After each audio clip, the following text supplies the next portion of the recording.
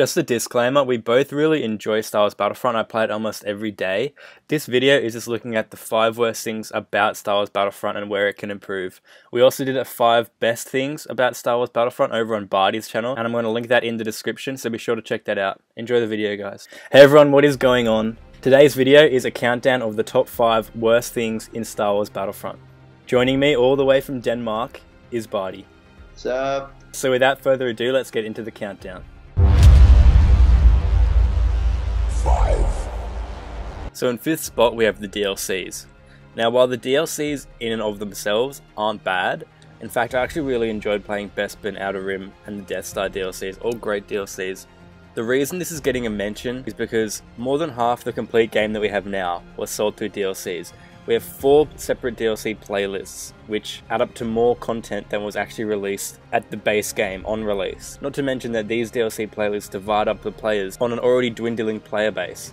There's not that many people who play Star Wars, especially in my country, Australia. There's not that many people who play Battlefront. The fact that there's 4 different DLC playlists means there's probably 1 lobby of each DLC playlist max going at a time. On top of this, the DLC costs $80, which is more than the actual price of the initial game. And when they sell us the DLC, we're expecting to get these awesome, massive maps that include our favorite game modes like Walker Assault and Supremacy, but they don't. We have 1 map that can play Supremacy in the DLCs. That's in Bespin. That's once every 2 rotations. So why would people want to buy the DLCs in the first place if they're not going to be able to play their favourite modes? While the DLC was good in and of itself, it wasn't good enough to entice a lot of the player base to buy it, to play it, and also it doesn't build on what the game had already developed for itself. 4. In the number 4 spot, we choose the glitches. Yeah, so practically with every single patch that DICE introduced, they introduced some sort of new game-breaking glitch. It could just sometimes completely ruin the lobby, and just to name some of the glitches, it is speeder bike glitch, invincibility glitch, secondary fire glitch, Lando glitch. And don't forget the teleportation glitch when you're playing as a hero and you get teleported to the back of the map as a normal infantry and you don't even have a gun. That one was shit.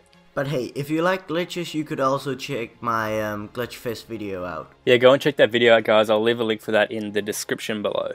The Lando glitch was especially annoying because you were like trying to play the hero mode, and you know, when you just saw Lando, you were just like, fuck. And that's why it gets number 4 spot on this list. 3. Coming in at number 3 is something that pisses me off to no end. It's those fucking guys that just camp on the pickups. I'm talking hero pickups, fucking AT-AT pickups, AT-ST pickups, plane pickups. How fucking annoying is it when all you want to do is get a chance at playing a hero, but there's the same guy on your team that sits at the back of the map waiting for the hero pickup to spawn and plays the fucking hero the whole game, every single game.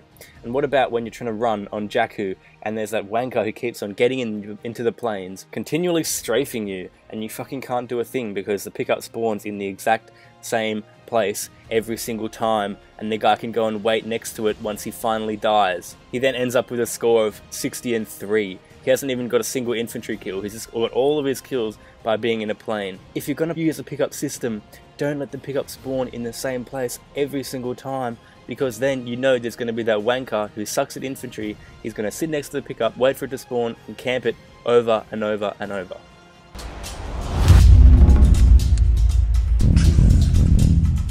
For number 2, we choose caters to noobs. There are so many star cuts, weapons, pickups and turrets in the game that removes any skill gaps between players and allows easy kills for noobs. How annoying is it when you're on a sick kill streak and then get one-shotted by a smart rocket or a shotgun? Some players even just hold these weapons out just to get that guaranteed 1 kill. They doesn't even use the weapon how it was meant to be. DICE clearly decided to make the game very casual, with a heaps of ways to get easy kills. Not even to mention their homing shot. This is great for noobs, but sucks for skilled players. 1.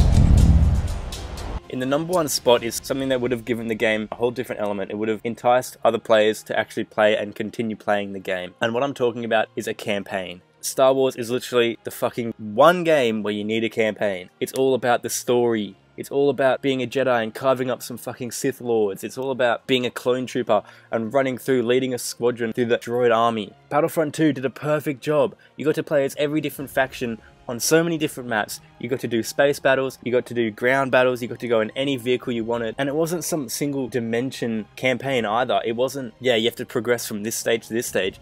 It was all out war. It was basically online, but it was by yourself against bots who were actually intelligent enough to go and play objectives. The campaign was amazing. You could choose which place you wanted to go to, what you wanted to do, who you wanted to play as, and Battlefront didn't have any of it.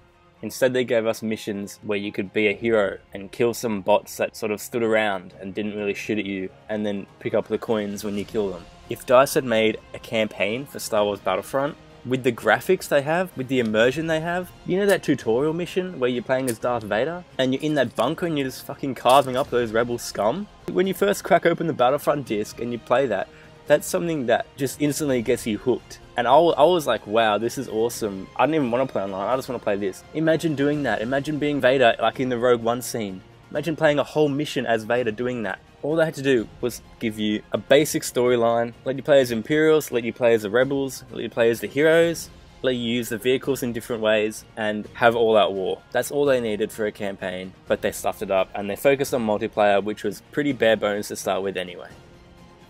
Thanks so much for watching, guys. Make sure to leave a like if you enjoyed the video, or if you agreed with anything that we mentioned in that top 5. Special thanks to Bardi for coming on, and we'll see you guys next time.